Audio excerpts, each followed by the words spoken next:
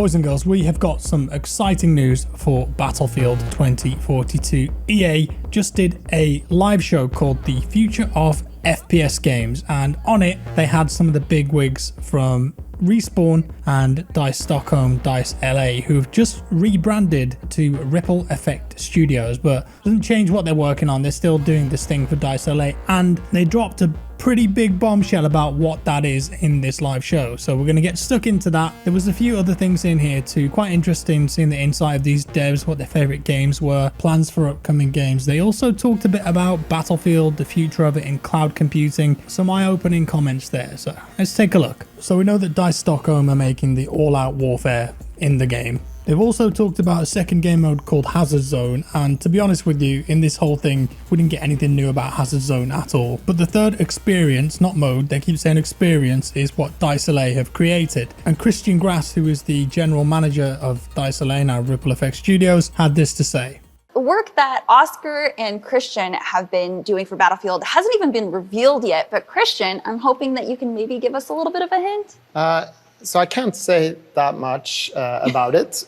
What I can say is this, though, is that one of the components in this experience that we're creating is that we're adding some of the fan favorite maps back into Battlefield 2042. But the entire experience, you have to wait a bit longer before we reveal what that is. Adding fan favorite maps back into Battlefield 2042. And then there's that little bit about the whole experience. So it looks like this isn't just a case of, oh, here's a remake of Caspian Border on the new Frostbite engine in 2042. From what he said there, it sounds like this is remakes of maps plus some other big component there too. This is a pretty big deal. I think as Battlefield fans, we've all got our fan favorite maps, right? And DICE have the data for years and years to see which ones are the most popular or not. And what's cool about this, I guess, is that for the all-out warfare mode, they've revealed 7 maps already, and on top of that, we're going to get more remakes of maps too. So at launch, there could actually be quite a few maps in here. But I have to ask you guys, if you could pick, like, let's say 3 maps to be remade for the new game,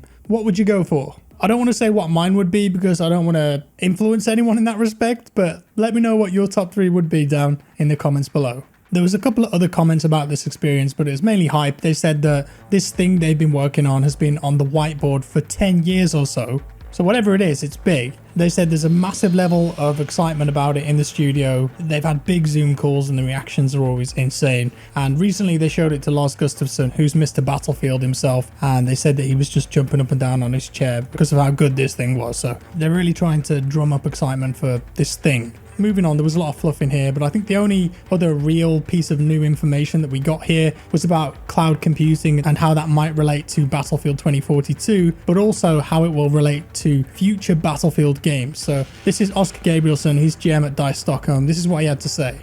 Oscar, I'm very curious as to what your answer is.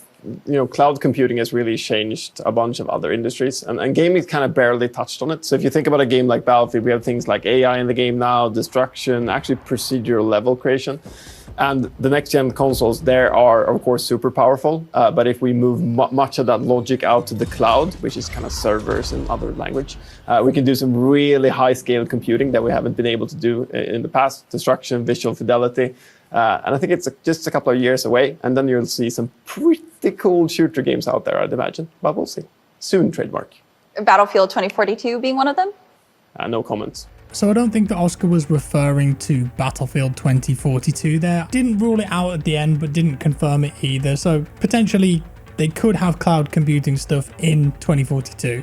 But he did say that it has procedural level creation, and I don't know what that means, but we've never heard that before in relation to 2042, so that could be something big, and they just dropped a little hint there. But when he said, you know, maybe 2 years away, there's some pretty cool shooter games, perhaps DICE are working on something else which is leaning heavily into that cloud-based computing for destruction, visual effects, AI, and maybe the next Battlefield game after this one could be even bigger in scale and fidelity than what we've seen with 2042. exciting times ahead for sure if you're a Battlefield fan. There was a little note about commander mode as well. Oscar was talking about how one feature he missed from previous games was how you could use the commander mode app. Do you remember that for BF4, where you could use a phone or a device like a tablet to play as a commander in a server? And he said that he missed that, but he wasn't implying that this would be in Battlefield 2042. I think it was more of a, hey, if we could see this one day in a future game, that'd be neat. So that's all. Don't want to drag the video out because that's really all there was. I hope you guys enjoyed this and found this interesting. Do let me know your thoughts down in the comments below. July 22nd, EA Play, and that's when we'll know for sure exactly what this brand new experience is with these remade maps. I'm looking forward to it for sure. If you enjoyed the video, leave a like. If you didn't, a dislike. Subscribe for more, and I'll see you in the next one.